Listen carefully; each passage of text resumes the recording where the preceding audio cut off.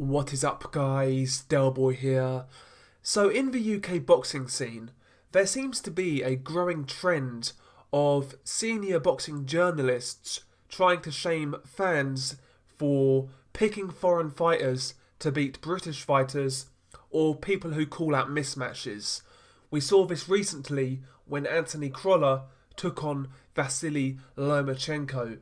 If you follow boxing social media, if you follow various YouTube channels, you would know that 99% of people were picking Lomachenko to win and picking Lomachenko to win in a big way. People were also calling it a mismatch and a fight where Crolla really had no chance. That's what a lot of fans were saying, and rightly so. We were all proved right. But certain journalists in the UK seem to be very unhappy with fans expressing these types of opinions. If you think a foreign fighter is going to beat a British fighter, you're a hater. Oh, you want the British guy to lose. You hate this guy because you're jealous, blah, blah, blah. All that nonsense. And also, if you call out a mismatch for what it is, again, you're a hater and you have ulterior motives. And yeah, you're just hating on the UK guy. Senior journalists in the UK run with this type of sentiment. You know, guys like Steve Bunce, for example, how he was talking to people on Twitter just because they felt Crolla had no chance. He was brushing these people aside as mere haters and as people who had nothing good to say about any fighter when that couldn't be further from the truth. They was just calling it out for what it was, and that was a one-sided fight that Anthony Crolla had literally no chance of winning. In reality, it shouldn't be down to the hardcore boxing fans on Twitter to, call this fight for what it was.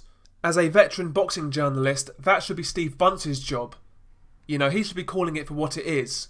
But no, he went in there with that clouded judgment. Oh, Anthony Crolla's a nice guy, he deserves it, stop hating on him, support him.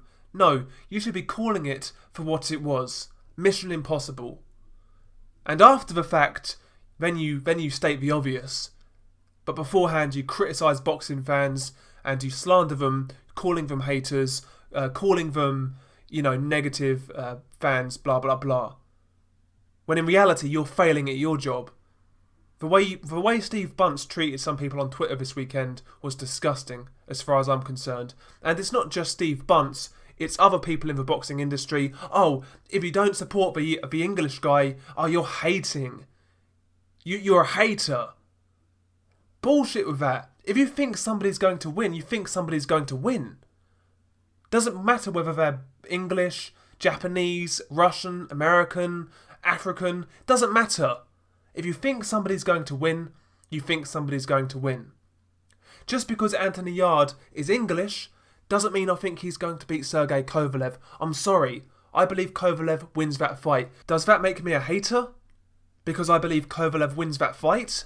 In my opinion, no. It's just what I believe. And a lot of people are saying the same thing on Twitter and on social media. People are saying, oh, do you know what?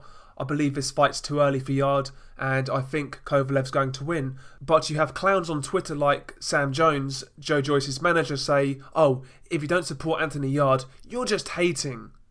Listen, some people just think he's going to lose. There's no hate in that. People just think he's going to lose. A lot of these people who are picking Kovalev, I've not seen them say, oh, I hope Kovalev destroys Anthony Yarde. I hope Kovalev hurts Anthony Yarde. I've not really seen many people say that.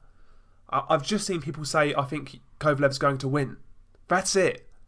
Why are people so uptight about this sort of thing in British boxing? I just don't get it. And again, I go back to Steve Bunce. He was saying people were abusing Anthony Crolla. I didn't see one person on Twitter abuse Anthony Crolla. They just said they didn't think he could win and he's getting beat in a one-sided fight. That's all they said. That's not abuse. That's just somebody sharing their opinion on how a fight will play out. That's it. Nobody's hating on anybody. And by the way, it's not just for journalists and, people like that. It's also guys like Eddie Hearn. We go back to the Canelo versus Rocky Fielding fight again. People were calling it out as a mismatch, and Fielding's promoter, Eddie Hearn, turns around and says, oh, Rocky Fielding's earning a career high payday. he's fighting in Madison Square Garden. If you don't support him, you're a hater. No, people just don't like to see mismatches. We're the customer, we're the fans, we pay for this shit. We have our right to an opinion without being labelled as a hater or something like that. Of course haters exist, but they're not like this large majority of fans that certain people in boxing say, you know. They're a very small minority. Most people just want to sit back and see some good fights, and they'll share their opinion on said fights. That's it. It's not that deep. And people in boxing, in the industry, they need to stop alienating certain fans for essentially having an opinion. That goes for journalists, managers, promoters, and even fighters themselves. We fans are entitled to have our opinion. We support the sport. Some of us pay a lot of money to watch the sport. Just let people have their say, for Christ's sake. And yeah, it's just something that's been bugging me recently. It's a trend that has been kind of, you know, creeping into UK boxing. And my theory on it is the fact now we're living in a social media era, and any disgruntlement will be aired by boxing fans. If there's a bad fight, it will be called out by a certain section of fans now. Back in the day, promoters and TV networks, managers, journalists, they never had these problems. But now, you know, fans have more of a voice, and certain people in boxing just don't like that.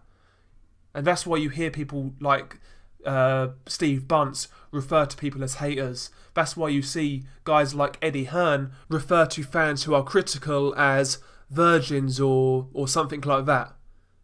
You know, he doesn't want that type of negativity, so he tries to shame people into, you know, not talking, I guess. But listen, this is the internet, you've got to deal with it and take people's criticism on board, or just accept people's opinions for what they are. Opinions. Everyone's got one. Anyway, I think that's enough. Share your thoughts below. Cheers.